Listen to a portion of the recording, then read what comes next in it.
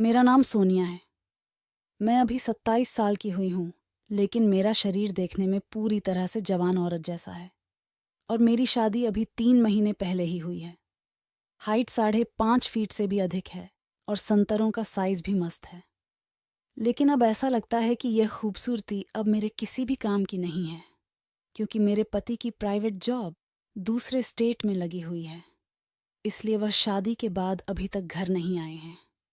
मेरे ससुराल में मेरा 18 साल का देवर, मेरे ससुर जी और उनकी माँ रहती है। मेरी सासू माँ का 2 साल पहले देहांत हो गया था, इसीलिए मेरे पति मुझे अपने साथ नहीं ले गए, क्योंकि मुझे घर संभालना था। अब मेरी फीलिंग समझने वाला यहाँ पर कोई नहीं था। मेरा गर्म खून अंदर से उबल रहा था, जिसे कोई ठंडा करने वाला चाहिए था। लेकिन मेरे पति तो पिछले 3 महीने से अभी तक घर भी नहीं आए थे। इसीलिए अब मैं काफ़ी बेचैन और प्यासी सी रहने लगी थी। तभी मेरी नज़र मेरे देवर पर गई। हाइट उसकी मेरे से छोटी ही थी तथा शरीर भी मुझसे पतला ही था, मगर उसका घोड़ा उसके हिसाब से बहुत बड़ा था। मेरे देवर का नाम राहुल है तथा अब की बार उसने कॉलेज में प्राइवेट एडमिशन करवाया है। इसीलिए इन दिनों वह घर पर ही रहता है। घर पर मैं और मेरे देवर अकेले ही रहते हैं, क्योंकि मेरे ससुर जी की माँ बूढ़ी होने के कारण हमेशा अपने कमरे में आराम करती है तथा ससुर जी घर के बाहर वाले कमरे में रहते हैं। इसलिए वह कभी कभार ही अंदर आते हैं।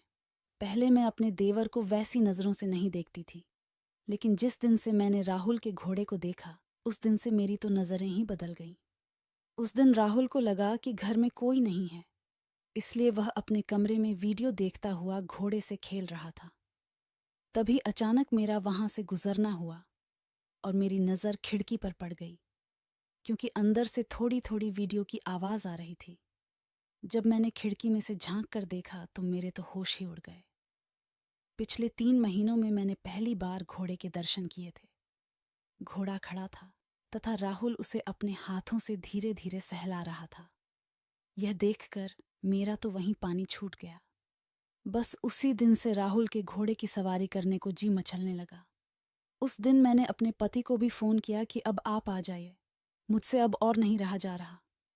कब तक मैं ऐसे अकेली ही तड़पती रहूंगी, मेरा भी मन करता है। आखिर मैं भी तो एक औरत ही हूँ। तभी मेरे पति ने मुझसे माफ़ी मांगते हुए कहा कि देखो सोनाली, मैं तुम्हारी बेचैनी समझ सकता हूँ, लेकिन मुझे अगले 2 महीने कोई भी छुट्टी नहीं मिलेगी, क्योंकि कंपनी ने कुछ नए प्रोजेक्ट शुरू किए हैं, जिसकी वजह से सभी कर्मचारियों को डबल शिफ्ट में काम करना पड़ रहा है। इसीलिए अगले 2 महीने छुट्टी मिलना तो नामुमकिन है। बस 2 महीने और इंतज़ार कर लो सोनू, फिर तो मैं ले लेकर तुम्हारा बुरा हाल कर दूंगा। ऐसा कहकर मुस्कुराते हुए उन्होंने फ़ोन काट दिया। जैसे तैसे करके सुबह हो गई। सुबह मैंने सभी के लिए चाय नाश्ता बनाया और राहुल के लिए स्पेशल कमरे में लेकर चली गई। जैसे ही मैं राहुल के कमरे में गई तो मैंने देखा कि राहुल अभी तक सो रहा था और सोने की वजह से घोड़ा एकदम सीधा खड़ा था। उसे देखकर मुझसे बिल्कुल भी रहा नहीं गया और मैंने उसे छू लिया। घोड़े को छोड़ते ही मेरे शरीर में करंट सा दौड़ गया, लेकिन तभी मैंने देखा कि राहुल जग गया है और वह मेरी तरफ ही देख रहा है। इसके बाद मैं जल्दी से पीछे हटी और बोली कि देवर जी, अब उठ भी जाओ, सुबह हो गई है। इसके बाद राहुल ने मुझे गुड मॉर्निंग कहा और मुंह धोने चला गया। मैं भी वहीं बैठ गई और सोचने लगी, शायद राहुल ने नहीं देखा होगा। इसके बाद राहुल वापस अपने कमरे में आ गया और हम दोनों देवर भाभी आपस में बातें करते हुए नाश्ता करने लगे। तभी मैंने पेट दर्द का बहाना बना लिया और जोर जोर से कराहने लगी। राहुल हड़बड़ा कर पूछने लगा कि क्या हुआ भाभी, आप इतनी तकलीफ में क्यों लग रही हो। तभी मैंने राहुल से कहा कि राहुल, पता नहीं क्यों आज सुबह से ही रुक रुक कर मेरा पेट दर्द कर रहा है। तभी राहुल बोला, ठहरो भाभी, मैं आपके लिए पेट दर्द वाली गोली लेकर आता हूँ। मैंने जानबूझकर पेट दर्द का बहाना बनाया था ताकि मैं राहुल को अपने आगोश में ले सकूं। तभी मैंने उसे रोकते हुए कहा कि राहुल, पेट दर्द वाली गोली तो मैं कब की ले चुकी हूँ, हो सके तो थोड़ी देर तुम मेरा पेट दबा दो।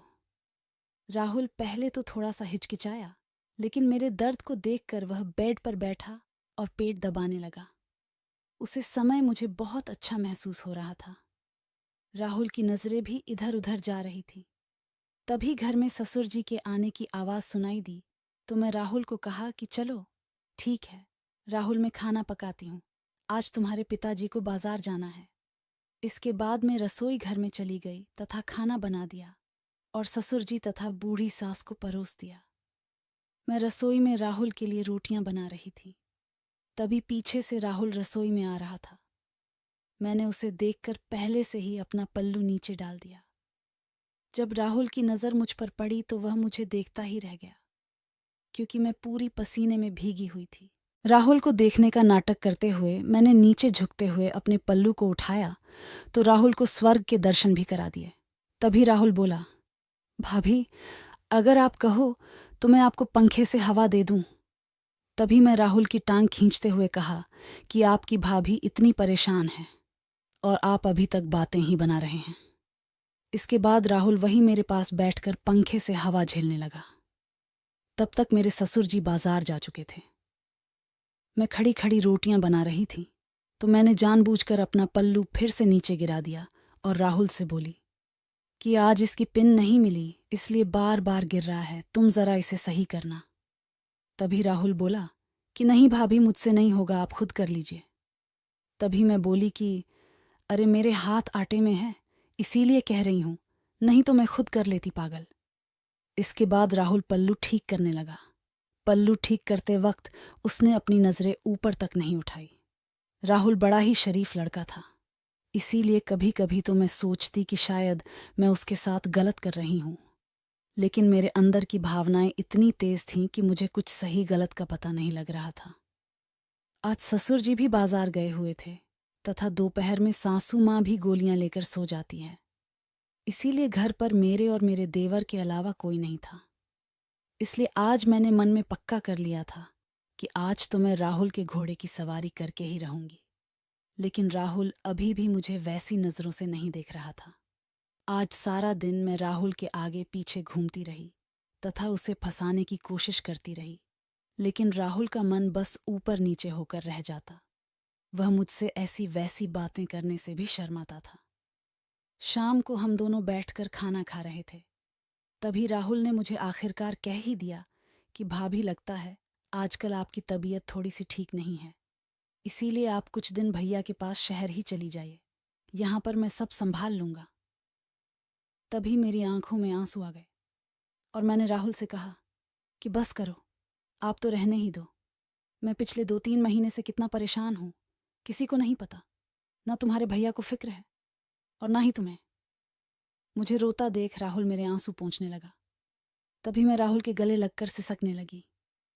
मैंने उस समय पता नहीं क्या क्या बोल दिया। मैं राहुल से कहने लगी कि देवर जी, मुझे आप में आपके भैया नजर आते हैं, इसीलिए मैं कभी कभी आपके आगे पीछे कुछ ज्यादा ही घूमने लगती हूँ, प्लीज आप इसका बुरा मत मानना।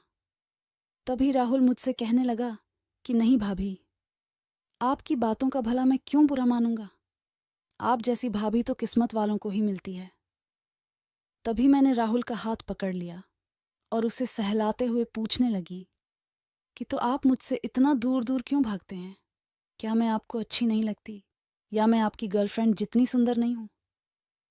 तभी राहुल मुझसे बोला कि नहीं भाभी, ऐसी कोई बात नहीं है, यहां तक कि मेरी तो कोई गर्लफ्रेंड भी नहीं है। तो मैंने उसकी गोदी में सर रख लिया और उससे कहने लगी, तो मुझे बना लो ना, क्यों इतना तड़पा रहे हो? तुम भी तुम्हारे भैया जैसे हो, ना वह मेरी सुनते हैं और ना तुम।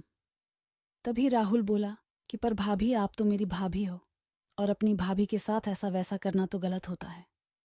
आज मेरा इमोशनल होना राहुल पर थोड़ा भारी पड़ गया था और वह मुझे अपने दिल की सारी बातें बताने लगा। वह भी कहने लगा कि भाभी जी, जब मैं आपको देखता हूं तो मेरे शरीर में भी करंट सा दौड़ने लगता है। उस दिन जब मैंने आपको पसीने में तर देखा तो आपके साथ। राहुल इतना बोलकर चुप हो गया तो मैंने उससे कहा कि आगे बोलो ना, मुझे आपसे यही सुनना है, मुझे भी अच्छा लगता है। अगर तुम मुझे पहले कह देते तो मैं तो कब से तैयार थी। इसके बाद तो मैं खुश हो गई थी। मैं गोदी से खड़ी होकर बेड पर बैठ गई और राहुल से कहने लगी कि अच्छा बताओ, दूध पियोगे? तो राहुल बोला कि अरे भाभी, अभी तो खाना खाया है और ऊपर से दोपहर भी है, शाम को पी लेंगे। तभी मैंने कहा, अरे देवर जी, आप तो अभी बच्चे के बच्चे ही रह गए, मैं वह वाले दूध की बात नहीं कर रही हूं। तभी राहुल का मुंह लाल हो गया और उसने शर्माते हुए नजरें नीचे झुका ली। फिर मैंने कहा कि ऐसे शर्माने से बात नहीं बनेगी देवर जी, अभी आपको ही सब कुछ करना है। फिर मैं उससे पूछने लगी कि क्या कभी तुमने कभी किसी को घोड़े की सवारी कराई है? तो वह कहने लगा कि नहीं भाभी, मेरा पहली बार ही है। तो मैं हंसने लगी और उससे कहने लगी कि चिंता मत करो तुम्हें, और मुझे दोनों को ही बड़ा मजा आएगा। चलो अब जल्दी से तैयार हो जाओ। तभी अचानक से घर का दरवाजा बजा। मैंने राहुल से कहा कि तुम जरा रुको, मैं देख कर आती हूं कौन है। शायद ससुर जी आ गए हैं। जैसे ही मैंने बाहर जाकर दरवाजा खोला तो मैं देखकर हैरान हो गई, क्योंकि सामने मेरे पति थे। तभी मैंने चौंक कर कहा, आप? तो वह कहने लगे कि क्यों, क्या बात हुई मेरी रसमलाई? मैं ही हूं, आज आपके पतिदेव साक्षात प्रकट हुए हैं। पंकज ने मुझे दरवाजे से ही गोदी में उठा लिया और कहने लगे कि चलो आज तुम्हें दिन में तारे दिखाता हूं। आज से पूरे 3 दिन तक मैं तुम्हें सांस भी नहीं लेने दूंगा। तभी मैं उनसे कहने लगे कि चलो बच्चों वाली हरकतें छोड़ो और अब नीचे उतारो, राहुल देख लेगा। लेकिन वह नहीं माने और सीधा मुझे अपने कमरे में ले गए। थोड़ी देर बाद मैंने उनके लिए खाना लगा दिया और वह भी फ्रेश होकर आ गए। राहुल भी उनसे मिला तथा हम तीनों ने दोपहर का खाना खाया। मैंने उनसे पूछा भी कि आप तो कह रहे थे कि अगले 2 महीने तक कोई छुट्टी नहीं मिलेगी, फिर कैसे आ गए? तो वह कहने लगे कि बस तुम्हारे लिए ही आया हूं। खाना खाकर हम सभी आराम करने लगे तथा शाम तक ससुर जी भी आ गए तो सभी लोग बहुत खुश थे। पंकज भी अपनी बहुत सारी बातें सुनाने लगे और रात को खाना खाकर हम सो गए।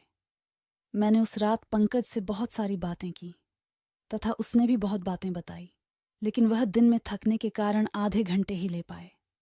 लेकिन 3 महीनों बाद उस आधे घंटे में मुझे स्वर्ग जैसा आनंद मिला। अब पंकज 5 दिन रुके थे और इन 5 दिनों में उन्होंने मेरा बुरा हाल कर दिया था। देने के बाद मैं ठीक से चल भी नहीं पाती थे। वह दिन में भी और रात में भी, कमरे में भी और यहाँ तक कि बाथरूम में भी लेने लगे थे। ये 5 दिन कब निकल गए मुझे बिल्कुल भी पता नहीं चला। हालांकि पंकज 3 दिनों की ही छुट्टी लेकर आए थे, लेकिन मैंने उन्हें जबरदस्ती 2 दिन और रख लिया, क्योंकि अब पता नहीं आगे कब वापस आना हो। पंकज अब वापस चले गए थे और मैं भी बहुत खुश थी। यहाँ तक कि मुझसे तो अब भी ठीक से चला नहीं जा रहा था।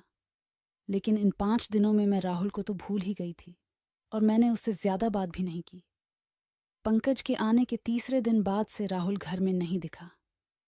जब मैंने पंकज जी से पूछा तो उन्होंने बताया कि वह मिलने के लिए अपने मामा के यहाँ चला गया है। पंकज को गए हुए पूरे 5 दिन बीत चुके थे तथा राहुल भी अभी तक नहीं आया था। तो मुझे चिंता होने लगी कि कहीं राहुल मुझसे नाराज तो नहीं हो गया है। इसीलिए मैंने हिम्मत करके उसकी मामी के यहाँ फ़ोन कर लिया। उसकी मामी से बात करने के बाद में मैंने राहुल से बात की और उससे पूछा कि क्या हुआ देवर जी, अपनी भाभी से नाराज़ हो गए हो क्या? फ़ोन पर तो राहुल ने ठीक ही बात की और उसने कहा कि नहीं भाभी, घर में मन नहीं लग रहा था, इसीलिए सोचा कहीं बाहर मिलाऊं। फिर मैंने पूछा कि तो अब घर कब तक आओगे? तो राहुल ने कहा कि बस कल या परसों तक आ जाऊंगा। इतना कहने के बाद मैं उसे कहा कि नहीं, तुम्हें कल ही आना है, अब सामान पैक कर लो और कल आ जाना। पहले तो राहुल नहीं माना, लेकिन मैं जिद करके आखिर में उसे मना ही लिया। अगले दिन राहुल घर आ गया और उसने बस मुझे नमस्ते किया और अपने कमरे में चला गया। दोपहर तक कुछ नहीं बोला और खाना खाकर सो गया। फिर मुझे पता चल चुका था कि राहुल मुझसे नाराज़ है। उसे मनाने के लिए दोपहर में मैंने उसकी पसंद का सूजी का हलवा बनाया और उसके कमरे में देने को चली गई। मैंने नहाकर लाल रंग की साड़ी पहनी और उसे खुश करने के लिए थोड़ा सा हार सिंगार भी कर लिया। मैं गई तो वह बेड पर सोकर फ़ोन देख रहा था और मुझे देखकर बैठ गया। मैं उसके पास जाकर बैठ गई तथा अपने हाथों से उसे हलवा खिलाने लगी। तभी राहुल बोला कि मत करो भाभी, मुझे भूख नहीं है, टेबल पर रख दो, मैं बाद में खा लूँगा। मुझे पता था कि राहुल मुझसे नाराज़ है, इसीलिए मैंने उसका हाथ पकड़ा और उससे रिक्वेस्ट करने लगी कि अब मान भी जाओ देवर जी, और कितना सताओगे अपनी भाभी को। अब उस दिन तुम्हारे भैया आ गए तो इसमें मेरा क्या कसूर है? मुझे भी नहीं पता था कि वह आ जाएंगे। तभी राहुल बोला कि नहीं भाभी, वह बात नहीं है। मैंने आपसे पहले भी कहा था कि यह सब गलत है। इस तरह से तो हम भैया को धोखा दे रहे हैं। तभी मैंने कहा कि लो, तुम तो अभी तक वही पुरानी घिस्सी पिटी बातों को लेकर बैठे हो। मैंने सोचा तुम मेरे लिए नाराज हो। मैंने तुम्हें पहले भी तो कहा है कि तुम मुझे उतने ही पसंद हो जितने तुम्हारे भैया। इसमें धोखे वाली बात कहाँ से आ गई? मैं कौन सा तुम्हारे भैया को छोड़कर जा रही हूँ? बस इसी बहाने हमारा भी मन लगा रहेगा और तुम्हारे भैया की याद भी नहीं आएगी। अब अगर भाभी अपने देवर से मजाक नहीं करेगी तो और किससे करेगी? चलो छोड़ो देवर जी, अगर तुम्हें अच्छा नहीं लग रहा है तो फिर रहने दो। मेरी जिंदगी तो बेरंग है ही। चलो फिर हलवा तो खा लो, कब से ठंडा हो रहा है। फिर राहुल हंसकर बोला कि अच्छा, अब हलवा ही खिलाओगी या फिर दूध भी पिलाओगी? उसे दिन तो आप बड़ा कह रही थी कि देवर जी दूध पी लो। तभी मैंने राहुल को चिमटी काटते हुए बोला कि दूध तो तुम्हारे भैया पी गए, अब तो तुम्हें इन्हें देखकर ही काम चलाना पड़ेगा। और ऐसा बोलकर हम दोनों हंसने लगे। उसके बाद राहुल मुझसे पूरी तरह से खुल गया। फिर वह पूछने लगा कि अच्छा भाभी बताओ, उस दिन क्या हुआ था जब भैया आए थे? फिर मैं मज़े लेते हुए उसे बताने लगी कि पता नहीं तुम्हारे भैया कौन सी गोली खाकर आए थे, मुझे तो अभी तक दर्द हो रहा है। पिछले 5 दिनों में उन्होंने मुझे ठीक से सोने भी नहीं दिया। तभी राहुल बोला कि भाभी, अगर आप जैसी खूबसूरत बीवी हो तो कोई भला कैसे सो सकता है? तभी मैं बोली कि देखो देवर जी, मुझे ज्यादा मस्खे मत लगाओ। अगर कुछ चाहिए तो सीधे ही मांग लो, मैं आपको मना नहीं करूंगी, आखिर एक ही तो देवर है मेरा। तभी राहुल बोला कि अच्छा तो बताओ, फिर मुझे कब दोगी? तभी मैं बोली कि सही वक्त आएगा तो दे दूंगी, इतनी भी जल्दबाजी मत करो। तो राहुल बोला कि भाभी अच्छा, फिर गुब्बारों से ही खेल लेने दो। फिर मैं बोली कि अरे बाबा, इसमें पूछने वाली कौन सी बात है, जब मन करे तब खेल लिया करो। राहुल ने अपने जीवन में पहली बार गुब्बारों को छुआ था तो उसका तो छूते ही छूट गया। मैंने राहुल को बोला, क्या हुआ देवर जी, कैसे हैं? तो राहुल शर्माते हुए बोला कि मेरा तो निकल गया भाभी जी। तभी मैंने मुस्कुराते हुए पूछा कि क्या निकल गया? तो राहुल बोला, वही जो निकालना होता है। इसके बाद हम दोनों जोर जोर से हंसने लगे। तभी मैंने कहा कि देवर जी, आप तो बहुत नरम निकले। इस प्रकार अब राहुल मेरे साथ बहुत मस्ती करता और मैं भी उसके साथ बहुत मस्ती करती। वह मेरे कामों में भी हाथ बंटा देता। अब मैं पंकज को भी घर आने के लिए परेशान नहीं करती थी। मैं और राहुल दिन में खूब मस्ती करते और इसके बारे में मैं पंकज को भी बताती तो वह भी खुश होता कि चलो, अच्छा है तुम्हारा मन लगा हुआ है। राहुल को दूध पीना बहुत अच्छा लगता था तो वह दिन में हर वक्त दूध पीने की जिद करता रहता। लेकिन अभी भी मुझे राहुल की नज़रों में बुराई दिखाई नहीं दी थी। वह बहुत ही सीधा साधा था, जो भी कहती मान लेता। इसी कारण मुझे उस पर बहुत लाड आता था। वह हमेशा लेने की बातें करता रहता था, लेकिन उसने अभी तक नहीं ली थी क्योंकि उसके मन में अभी तक यही चलता था कि यह गलत है। लेकिन अगर वह देने को कहता तो मैं मना भी नहीं कर पाती। अब वह अपनी गर्लफ्रेंड की बातें भी मुझे बताता, बाहर के लड़कों की बातें भी बताता तथा हमेशा मजाक करता रहता। इस प्रकार उसने कभी भी मुझे पंकज की कमी महसूस नहीं होने दी। तो दोस्तों, यह थी राहुल और उसकी भाभी सोनिया की कहानी। आपको कैसी लगी कमेंट में ज़रूर बताना। और आप लोग जो कमेंट में देवर भाभियाँ ढूंढते हैं, सच बताऊं तो मुझे पढ़कर बड़ा मज़ा आता है। अच्छा ठीक है, कल मिलते हैं अगली कहानी में। मुझे भी मम्मी बुला रही है।